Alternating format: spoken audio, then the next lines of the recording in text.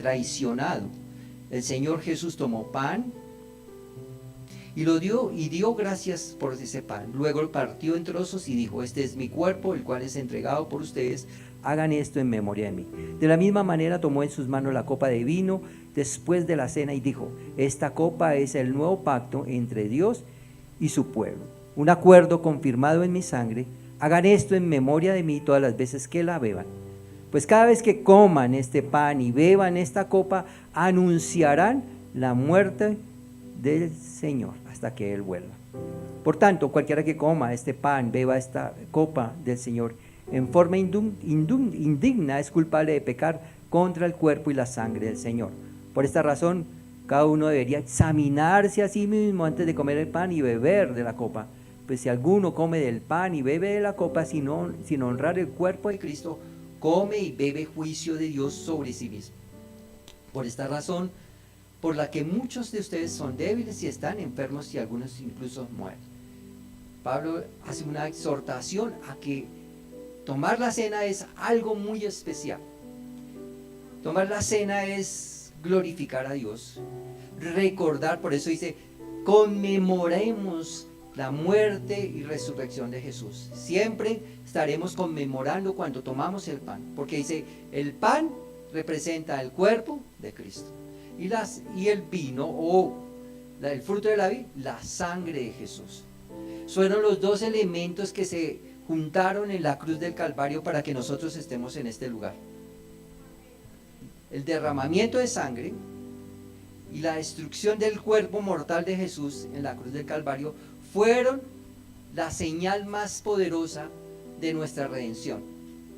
A través de esos dos elementos se conjugaron para que podamos nosotros decir: gracias, Jesús, por darnos la salvación. Por eso es importante que cada vez que tomemos el pan y el vino, debemos hacerlo con devoción. El pan siempre va sin levadura, porque un poco de levadura leuda todo el pan, dice, toda la masa. Y dice que el pan representa el cuerpo de Jesús. El cuerpo de Jesús no estaba contaminado con el pecado, era santo. Por eso es importante que nosotros tengamos claro que el pan representa eso, el cual fue molido por nosotros, dice la Biblia. Y cada vez que tomamos el pan y el vino, lo debemos hacer de una manera digna, luego dice el apóstol Pablo. Por eso dice: antes de que la beban, siéntanse dignos de tomarla. ¿Cuándo se hace uno digno de tomar la cena? Cuando uno reconoce a Jesús, cuando reconoce su muerte, su resurrección, y que está a la diestra de Dios Padre, esperando, intercediendo por cada uno de nosotros. Cuando reconocemos a Jesús en esa dimensión, estamos honrándolo, estamos bendiciéndolo, estamos exaltando su vida. Por eso cada vez que nosotros lo hacemos como hijos de Dios, es la muestra de que nosotros creemos en Él, de que Él es el supremo Salvador de nuestras vidas. Y hoy lo vamos a tomar en acción de gracias. Dice, debemos tomarlo en acción de gracias. Gracias, ¿por qué? Gracias porque nos dio salvación. Gracias porque estuviste en la cruz dándome redención. Gracias porque allí en la cruz del Calvario me diste la oportunidad de tener ingreso al cielo. Por eso cada vez que nosotros lo tomamos, cerramos nuestros ojos y decimos: gracias, Jesús. Y deberíamos hacerlo permanentemente, en la casa, en nuestra familia, en momentos especiales. Siempre la cena representa eso. Jesús está en medio de nosotros. Jesús es nuestra fuente de inspiración. Jesús es el motor que nos impulsa a seguir día tras día. Por eso el simbolismo del pan y del vino. Y hoy vas a tomar el pan, lo vamos a bendecir y vamos a darle gracias al Señor. Amado Señor, te damos infinitas gracias por este pan que tenemos en este momento. Pedimos que sea santificado, Señor, porque, Señor, este es el símbolo de tu cuerpo, que fue entregado por nosotros, Señor. Hoy lo tomamos en acción de gracias, Señor. Que nunca se nos olvide, Señor, ese sacrificio que tú hiciste por mi vida, Señor.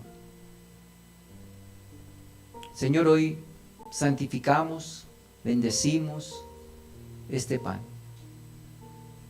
Que tu presencia, Señor, en medio de nosotros nos dé la convicción de ese cuerpo llagado en la cruz del Calvario. Gracias, Señor, por tu cuerpo, porque a través de tu cuerpo nos diste salvación. En Cristo Jesús.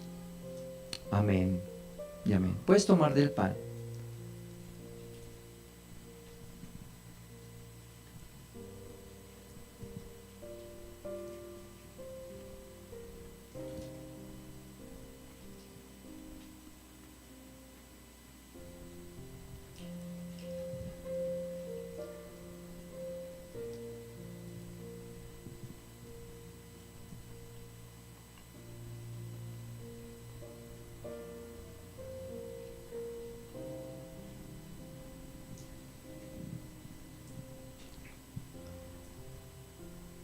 Dice la palabra que de la misma manera Jesús tomó en sus manos la copa de vino después de la cena y dijo: esta copa es el nuevo pacto entre Dios y su pueblo, un acuerdo confirmado con mi sangre. Hagan esto en memoria de mí todas las veces que lo beban. Nos recordaremos que Jesús derramó su sangre por nosotros. Ese es el simbolismo, para darnos redención y para generar un pacto entre Dios y los hombres. ¿Cuál es el pacto? Él es nuestro Dios, nosotros somos sus hijos. Él es nuestro rey, nosotros somos su pueblo. Él está en el cielo esperándonos. Nos abrió el camino. Y allí está a la diestra de Dios Padre, esperándonos. Esperando que un pueblo llegue allí y diga: aquí estamos, hemos cumplido.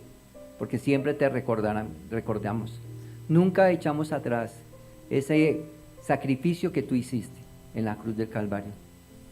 Señor, hoy bendecimos este fruto de la vid, lo tomamos en acción de gracias. Recordamos ese pacto que tú hiciste en tu sangre. Gracias, Señor, por darnos redención, por perdonar nuestras ofensas, nuestros pecados y darnos vida eterna. En Cristo Jesús. Amén y amén. Puedes tomar del vino.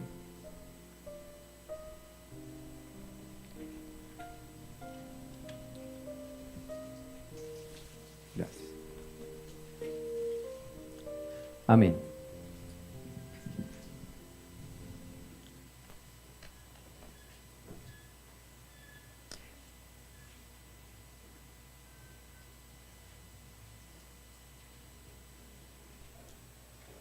Hace 8 días estábamos hablando sobre la mujer, cómo el Señor perdona, no juzga, nos abre el camino, siempre está para nosotros, cómo Él se cruza en nuestras vidas en momentos especiales. Hoy quiero compartirles algo muy especial, pero quiero, para arrancar, contarles un cuento que me encontré, que trae una enseñanza muy especial. Y quiero que pongamos mucha atención a lo que dice esta fábula. Dice: un campesino y su hijo adolescente, acompañados de una vieja burro, fueron al campo a recoger leña. Hicieron un cargamento con ella y cargaron en el animal. Al verlos pasar, la gente decía: qué sinvergüenzas, ese pobre animal viejo lleva un cargamento de leña y ellos van descansados. Como el padre e hijo no querían ser criticados, decidieron liberar el animal de su carga. Y después de dudar quién la llevaba, decidieron que sería el hijo. Entonces la gente los veía pasar y comentaba: vaya, qué padre tan desalmado. Su hijo es casi un niño y le lleva la carga encima. Una vez que cargaban la burra o la llevaba él, el padre, avergonzado, decidió recoger él mismo la carga de leña. Siguieron su camino y los que pasaban les veían y se reían de ellos diciendo: fíjense, ellos tan tontos que teniendo una burra cargan al padre con la carga de leña. ¿Qué nos enseña esta fábula? A veces no nos damos cuenta, pero estamos rodeados de muchas personas que critican y critican, y nosotros le ponemos demasiada atención a las críticas y a las críticas. Mira lo que pasó con estos dos personajes.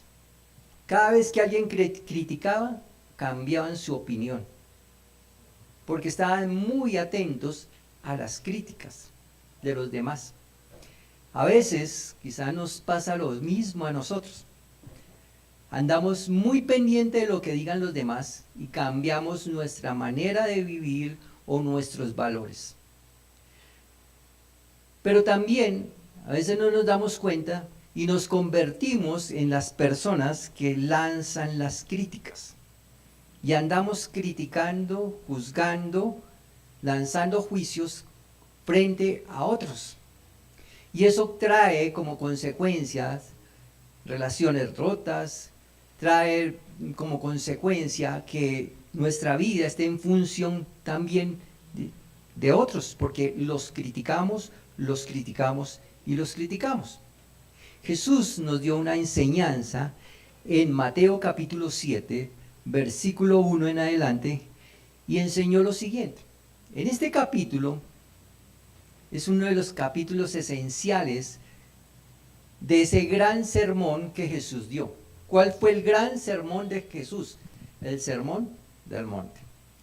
Dice Mateo 7, no juzguen a los demás y no serán juzgados, pues serán tratados de la misma forma como traten a los demás. El criterio que ustedes usen para juzgar a otros es el criterio con el que les serán juzgados ustedes. ¿Por qué te preocupas por la astilla del ojo de tu amigo cuando tú tienes un tronco en el tuyo? ¿Cómo puedes pensar decirle a tu amigo, déjame ayudarte a sacar la astilla de tu ojo, cuando tú no puedes ver más allá del tronco que está en tu propio ojo? Hipócritas, primero quita el tronco de tu ojo, después verás lo suficiente bien para ocuparte de la astilla de tu amigo. No desperdicien lo santo en gente que no es santa. No arrojen sus perlas a los cerdos. Pisotearán las perlas y luego se darán vuelta y los atacarán. Sigan pidiendo y recibirán lo que piden. Siguen buscando y encontrarán lo que siguen llamando y la puerta se les abrirá. Pues todo el que pide recibe, y todo el que busca encuentra, y todo el que llama se les abrirá la puerta. Parte del sermón del monte. Jesús en este gran sermón nos dio enseñanzas de tal manera que lo primero que enseñaba era del reino, y dio enseñanzas que iban conectadas con la vida espiritual y la conquista del reino. Por eso hablaba de bienaventurados los mansos, bienaventurados los pacificadores, porque ellos serán llamados hijos de Dios. Hablaba de cosas del reino. Pero aquí ya en este capítulo empezó a hablar de cosas del reino, pero en la vida natural. ¿Por qué? Porque no solamente se reflejaba en el reino del cielo, sino el reino que Dios trae a nuestras vidas diariamente. El reino de Dios se tiene que reflejar en nosotros en esta vida natural. Parte del reino de Dios en nuestra vida natural es que andamos en paz. Y una persona que critica, creo que no está en paz. Entonces Jesús dice, oiga, hoy les voy a enseñar algo. No critiquen, no juzguen, no lancen juicios. ¿Por qué? Porque en ese momento había algo en particular. A Jesús lo andaban criticando, lo andaban juzgando, porque decían, ¿de dónde salió ese? Que era hijo de un carpintero, ahora se denomina Dios, que perdona pecados. ¿De dónde salió ese hombre que lo sigue una multitud? Seguramente hizo algo, tiene mucho dinero y él es un nuevo político que hay por ahí. A él lo juzgaban. Pero Jesús no se detuvo a mirar que lo juzgaran, sino se enfocó en quienes lo juzgaban. Lo juzgaban los fariseos y lo juzgaba el común denominador de toda la gente. Porque eso es inherente al ser humano, a lanzar juicios. Si yo le pregunto, ¿usted alguna vez ha juzgado a alguien? ¿Alguna vez? Todos hemos lanzado un juicio alguna vez. Y creo que lo lanzamos casi a diario. Porque se sube alguien al Transmilenio, porque ese es mi lugar de permanente, y no se sube con buena cara y uno dice, este es un posible ladrón. Ya ni siquiera le pone uno posible. Ya uno dice, es el ladrón. ¿Sí? No sé de dónde viene, ni para dónde va, no conozco su familia, no lo he visto robar, pero ya lo estoy etiquetando, lo estoy juzgando. ¿Por qué? Porque eso es inherente al ser humano. Pero ¿por qué algunos critican más que otros? Las críticas no son malas, sino las malas críticas son las malas.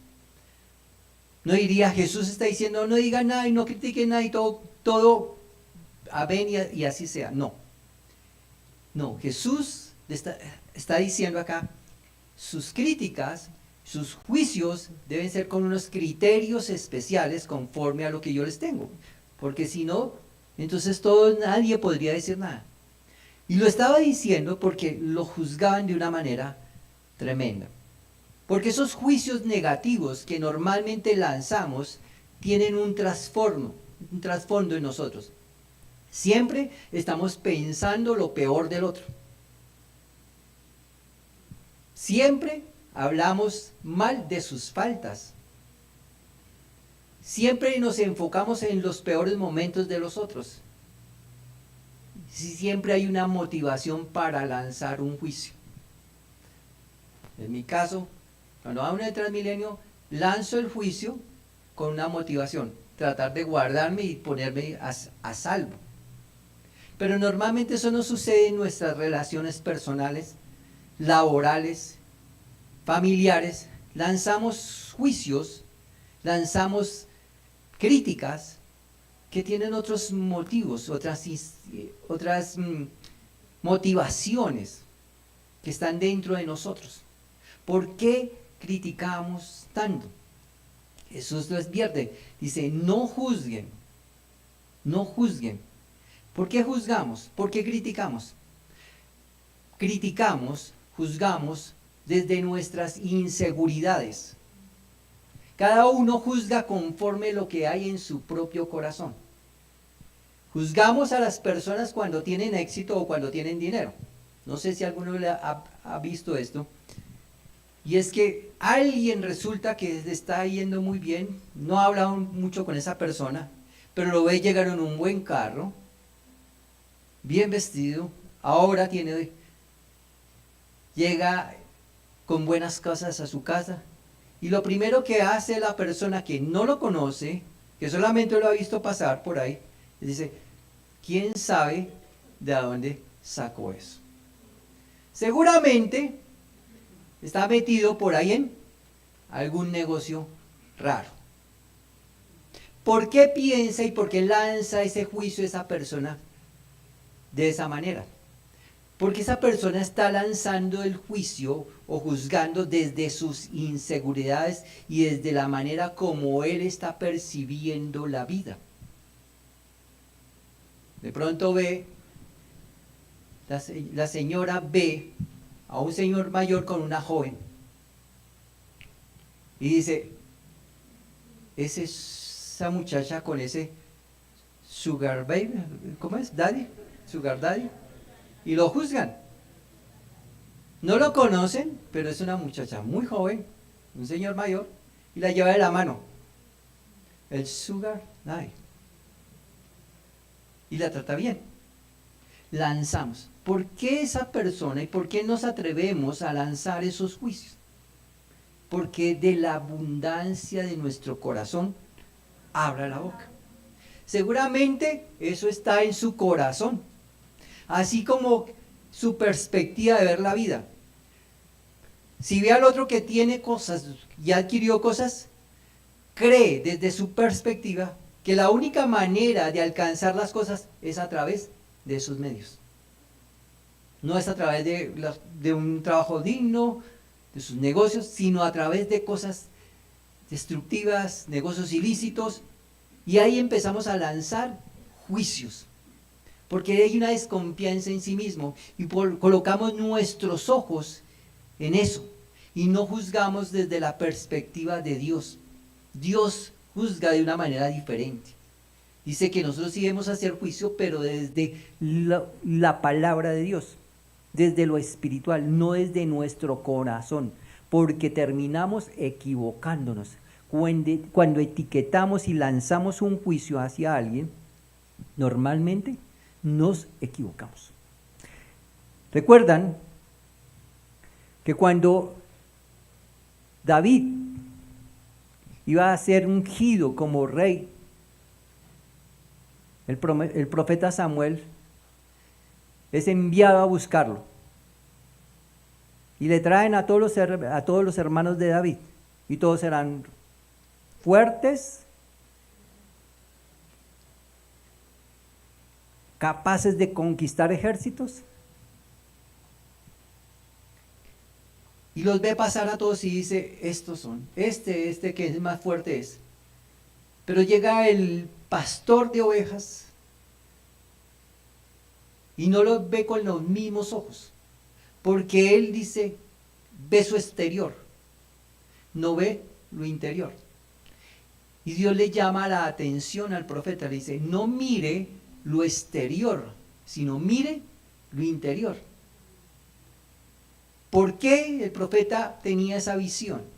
Porque él estaba mirando desde su perspectiva, no desde la perspectiva de Dios. Y es lo que nos pasa a nosotros. Lanzamos juicios desde nuestras cualidades, de nuestras enseñanzas, de nuestra cultura, y todo es negativo. No lanzamos juicios de bendición. No juzgamos con juicio justo, sino con crítica destructiva, porque somos desconfiados en nosotros mismos. Por eso desconfiamos en los demás. Por eso, desde esa medida, nosotros tenemos que guardarnos de hacer críticas, desde nuestra perspectiva, de lo que nosotros tenemos. Otra causa de por qué hacemos críticas desenfrenadas es que queremos tener control sobre otros. ¿Qué pasó en la historia, en la fábula? La gente que estaba afuera controló a estos personajes. Y hay muchas personas que son expertas en criticar para controlar las personas. Para decirle, lo que está haciendo es malo, eso no se debe hacer. Y empiezan a criticar, usted no debe hacer eso. Y empiezan a juzgarlos y a criticarlos. ¿Para qué? Para que hagan las cosas que yo quiero. Es una manera de controlar. Y esa manera de controlar nos lleva a tener dominio sobre otras personas. Y Jesús dice, no hay que hacer de esa manera. Otros critican porque en la reunión de sus amigos, el trabajo, todo el mundo critica. Y si yo no critico, entonces quedo fuera del parche. Debemos tener claro que las críticas con un sentido de destrucción no nos traen bendición, porque Jesús en el mismo versículo nos dice lo siguiente: no critiquen, ¿para qué? o no juzguen, ¿para qué? Para que no sean juzgados. Aquí hay un valor y hay un principio divino, que todo lo que uno siembre, cosecha.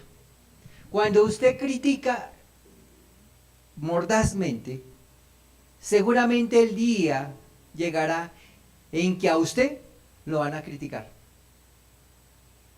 Hay unos políticos por ahí que han sido muy fuertes en sus críticas, pero hoy día a esos políticos los critican de una manera contundente.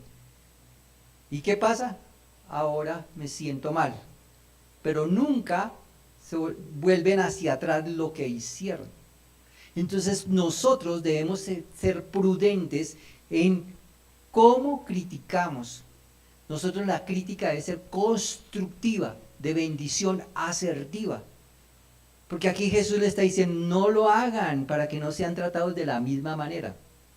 Si a usted lo juzgan de una manera severa, seguramente es porque algún momento juzgaste de una manera severa. Porque todo lo que el hombre sembrare, eso cosecharás. Cosechamos eso. Uno quisiera que nadie lo criticara, ¿cierto? Que nadie dijera, que solo dijeran cosas buenas de uno. A veces es necesaria las críticas, pero constructivas. Y una persona que construye o que lanza críticas o juzga constructivamente a otros, seguramente las críticas que le hagan a él las va a recibir de una manera correcta. Pero si ha hecho críticas destructivas, juicios destructivos, cualquier juicio, aunque sea o crítica constructiva sobre su vida, no la va a aceptar. Porque en su corazón está la destrucción, lanzar juicios destructivos. Como hijos de Dios, nuestra manera de ver el mundo debe ser completamente diferente. Por eso Jesús habla y empieza a hablar de vida terrenal. No juzguen para que no sean juzgados. La pregunta es, nosotros nos preguntamos antes de criticar, antes de lanzar un juicio, antes de decir algo a alguien, debo entender que todo lo que salga de mi boca va a volver. Y que de eso vamos a dar cuenta en el día del juicio. Todo lo que nosotros hablemos, todo juicio, toda crítica, está escrita en el libro de Dios. Y ese va a ser expuesto un día, cuando usted le lanzó ese juicio a esa persona. Por eso es mejor no decir nada, quedarse uno callado antes de lanzar un juicio, porque uno se equivoca tremendamente, porque solo ve lo exterior. Y esa debe ser una marca de nosotros como hijos de Dios. Por eso Jesús dice, no juzguen, porque de la misma manera van a ser tratados. El criterio que ustedes utilicen para juzgar a otros es lo mismo que le van a hacer a ustedes. Si uno es tan severo en hacer un juicio, no espere menos. De la misma manera lo van a tratar. Esa severidad va a venir sobre la vida. Hay que tener cuidado con esos juicios. Jesús lo dice en el versículo 3, dice, ¿y por qué te preocupas por la astilla del ojo de tu amigo cuando tú tienes un tronco en el tuyo? Está haciendo una advertencia. Ojo con hacer el juicio. Ojo con hacer el juicio o la crítica. Porque al hacer eso, nos está devolviendo hacia nosotros esa crítica. Nos autocondenamos muchas veces cuando lanzamos un juicio. Nos autocondenamos porque miramos esas fallas y no nos miramos, las fallas de los demás, y no nos miramos a nosotros mismos.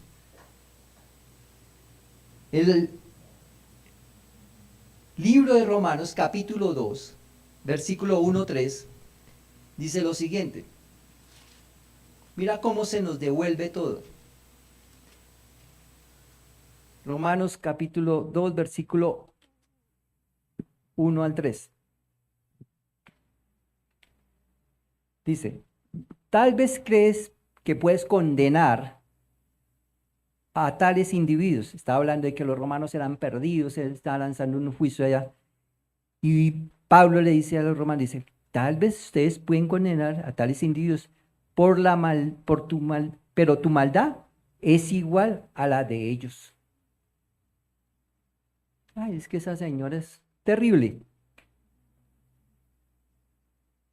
Es que ese señor es terrible. Lo vi salir de la mano con una muchacha, pero nunca pensó que era la hija, ¿no? Es que ese señor es terrible. Nunca pensó que ese señor se ganó la lotería, pues, para llegar en carro de último modelo. Porque está lanzando un juicio. Cuando lo vean en las mismas circunstancias, seguramente va a ser juzgado de las mismas condiciones. Y aquí Pablo está diciendo, oigan, dejen de criticar, dejen de condenar al otro, de juzgar a los otros, porque a veces condenamos desde nuestra propia experiencia. Quizá estás en las mismas condiciones que esa persona. Volvemos al joven del Transmilenio. Es que ese es un ladrón. ¿Y por qué? ¿Por qué piensa que él es un ladrón? ¿Por su vestido? ¿O porque también eres un ladrón? A veces la gente es tan prevenida, como decía la abuelita. El quien las usa, o quien se las imagina o las usa. Eso. Como cree que es así, él es así porque él es así. No confía en nadie. ¿Por qué? ¿Por qué eres tan desconfiado? Porque sabes que tú puedes hacer lo mismo. Puedes caer en la tentación de quitar algo. Por eso Pablo aquí llega y dice, oiga, no tienes ninguna excusa cuando dices, esos son perversos y merecen castigo. Te condenas a ti mismo porque tú juzgas a otros y también practicas las mismas cosas. Hacemos lo mismo. Por eso nuestro hablar debe ser sí, no, guardarnos en decir las cosas, saber que nos podemos condenar con una sola palabra cuando lanzamos un juicio. Cuando lanzamos juicios, destruimos a otro. Nosotros decimos que no matamos, pero a veces con el juicio estamos matando la honra de una persona. Juicios a priori, juicios que no tienen ningún cimiento. Porque para hacer críticas o juicios debe uno tener argumentos, no simplemente por lo que veo en exterior. Por eso empieza el Señor en el mismo texto y dice, ustedes deben empezar a hacer algo más, que vaya en construcción de sus vidas, y es empezar a analizarse antes de criticar. Por eso cuando Él dice, saca primero el tronco de tu ojo, y ahí sí podrás sacar la astilla del otro, está diciéndole, antes de hacer críticas o juzgar a otros, debes empezar a analizarte a ti mismo. ¿Quién soy yo? ¿Qué hago? ¿Por qué me doy el derecho de lanzarle un juicio a una persona? A veces lanzamos juicios con una persona y no sabemos en qué condición se encuentra esa persona. No sabemos cuál es la lucha que tiene. No sabemos por qué ella está llorando, por qué él está de mal genio, por qué es que esos son así. No le gustan así, no le gusta que uno se le acerque. ¿Y por qué? Porque uno mismo es así. Por eso Jesús dice, antes de lanzar un juicio, mírese a sí mismo. Antes, saca ese tronco de tu ojo.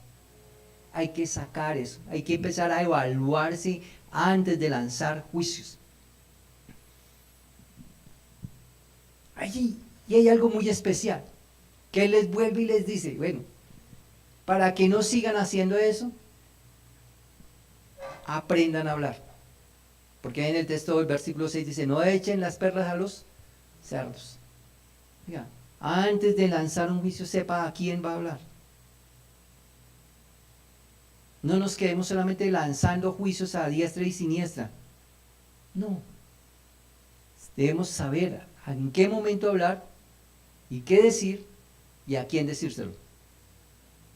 Pero andamos por la vida hablando, quitándole la honra a otros, destruyendo a otros con juicios. Yo, particularmente, por mí, trato de que siempre, para mí, todas las personas son buenas. Y hay gente mala, pero es mejor decir que son buenas, porque prefiero darles un juicio de bendición que no un juicio de maldición. Por eso nuestra manera de ver la vida, de lanzar juicio, debe cambiar. Cada uno de nosotros debe analizar lo que dice Jesús ahí. Cuídese, debemos cuidarnos en hablar. Somos muy ligeros para lanzar juicios. Muy ligeros en decir y etiquetar y sacar nuestras propias conclusiones. Antes de todo eso, conectémonos con el Señor, antes de lanzar cualquier juicio. Por tus palabras serás justificado o por tus palabras serás condenado. Y eso es lo que nosotros como hijos de Dios permanentemente deberíamos estar analizando. ¿Por qué lanzo tantos juicios? ¿Qué estoy buscando en lanzar un juicio contra otro? Jesús dice, no, no más. No lo hagan. No lo hagan. Porque eso trae consecuencias. Si vas a lanzarlo, como te decía, ten los argumentos para construir. Constructivos siempre. De bendición para otros. No destructivos. Y hoy te invito a que te pongas de pie. ¿Cuántas palabras, juicios hemos lanzado?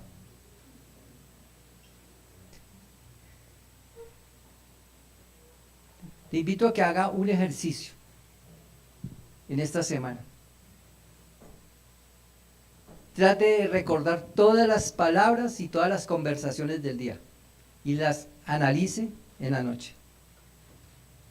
Y uno se va a dar cuenta que la embarra, porque somos muy ligeros de palabra. Somos muy ligeros para lanzar juicios. Cuando usted hace ese recuento, dice, uy, no. Hay que ir a la cruz, hay que pedirle perdón al Señor y pedirle sabiduría para que mi manera de lanzar juicios o juzgar a los otros sea conforme a lo que el Señor tiene. No conforme a mi criterio. Cierra tus ojos y vamos a orar. Y vamos a pedirle al Señor perdón si lanzamos juicios. Señor, hoy colocamos delante de tu presencia este tiempo, este momento. Te pido, Señor, que seas tú obrando en nuestros corazones. Señor, pedimos perdón, que tú vengas con tu mano, nos sanes, nos restaures, limpies nuestra conciencia de los juicios que lanzamos, Señor. Quizás, Señor, lo hacemos inconscientemente porque es un hábito que está en nuestras vidas. Pero sabemos, Padre, que tú tienes bendición sobre nuestras vidas, nos perdonas, nos levantas, nos restauras y haces que nuestra vida, Señor, traiga bendición. Señor, hoy pedimos perdón porque quizá a través de nuestras críticas, nuestros juicios, nos hemos separado de ti, Señor. Porque esto es contado como pecado sobre nuestras vidas, Señor. Y a veces, Señor, nos sentimos distantes porque, Señor, nuestra boca nos condena, nuestro ser interior nos destruye porque lanzamos juicios, Padre. Hoy te pedimos que esa comunión contigo sea restaurada por el poder de tu Espíritu Santo, porque tú, Espíritu Santo, restauras nuestras vidas. Y hoy vas a orar, le vas a pedir al Señor, dile: Señor, yo pido perdón si critiqué a una persona sin causa.